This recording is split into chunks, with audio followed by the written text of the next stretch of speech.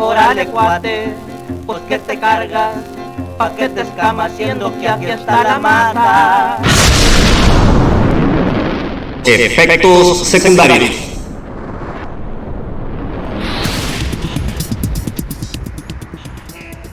Hey, felicidades, supe que acabaste la carrera de farmacología, bien hecho. Gracias. Sí, tuve mi examen hace unas semanas y fue muy estresante, pero ya quedó. Ahora solo falta buscar trabajo. Y empezar a recetarle a los amigos. Es en serio, me hice esta cortada por accidente en el brazo hace unas semanas y ahora me duele y hasta palpita. Creo que necesito antibióticos. Recétame uno, ¿no? ¿Cómo crees que ella te puede ayudar? Ahora en México se necesita receta médica para obtener antibióticos. Pero si tú eres farmacóloga, tú me la puedes recetar. O hasta me puedes preparar un medicamento especial, como le hacen en algunas farmacias grandes y antiguas. Por eso, soy farmacólogo, no doctor. Además, son pocas las farmacias que siguen mezclando sus medicamentos. Eso lo hacían los boticarios. Doctor, farmacólogo, boticario, son lo mismo. Con que me atiendan y curen. ¿Cuál es la diferencia? Las diferencias entre doctor, farmacólogo e incluso curandero y herbolario eran menos perceptibles antes del siglo XIX.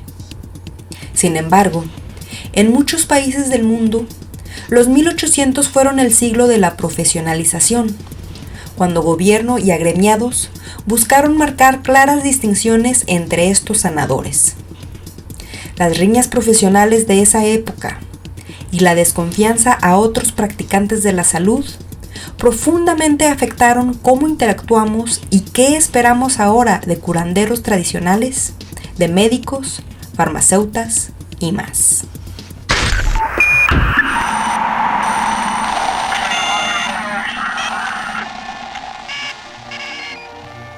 En las primeras décadas de los 1800, en las grandes ciudades de México, se podía acudir a médicos, boticarios, herbolarios y hasta merolicos para buscar mejorar la salud física y emocional. Eran pocos los que dedicaban varios años de su vida al estudio de la medicina, y quienes lo hacían querían que las diferencias con sus contrapartes fueran evidentes. Así, se formaron asociaciones gremiales de médicos y otras de boticarios. En nuestro país, estos grupos buscaron legitimarse con el aval gubernamental. De esta manera, se creó en 1841 el Consejo Superior de Salubridad, el cual reunió a médicos que buscaban delimitar quiénes eran profesionales de la salud y qué podían hacer.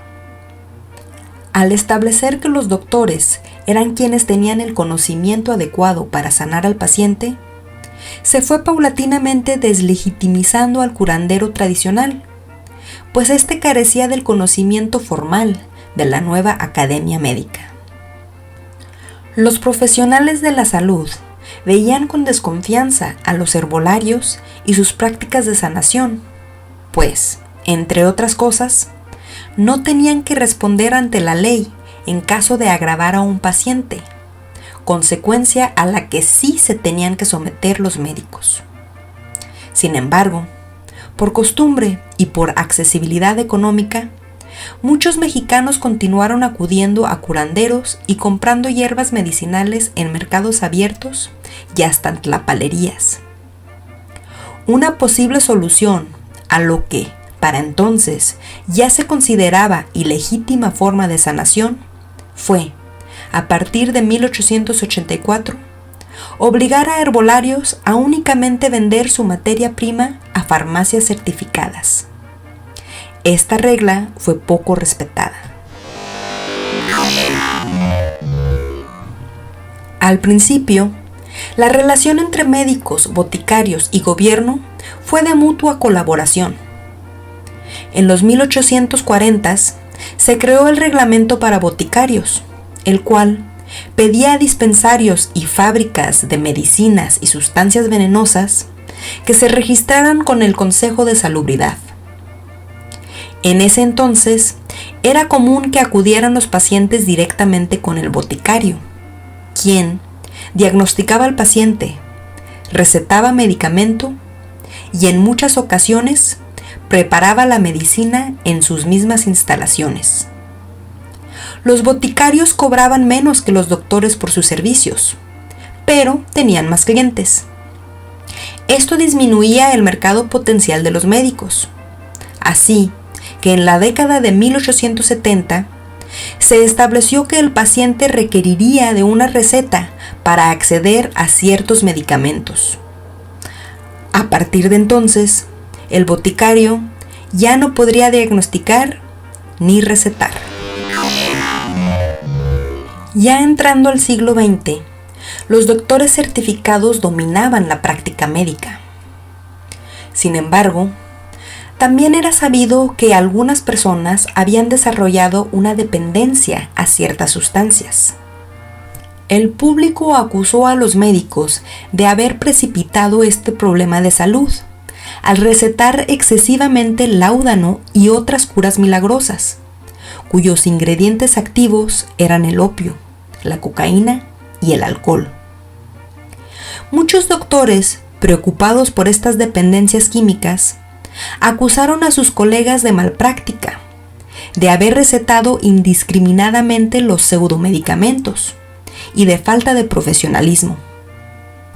La idea de doctores que enfermaban en vez de curar dañó su reputación, al grado que, por ejemplo, en Estados Unidos en la década de 1910, el gobierno intervino poniendo límites a cuántos opiáceos podía recetar cada médico.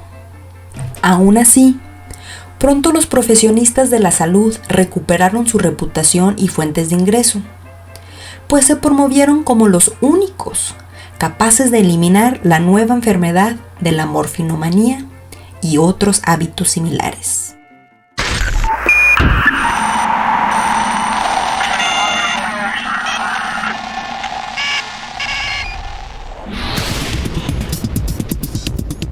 Hoy, en México y en muchos otros países, es práctica común ir con un médico para restablecer la salud.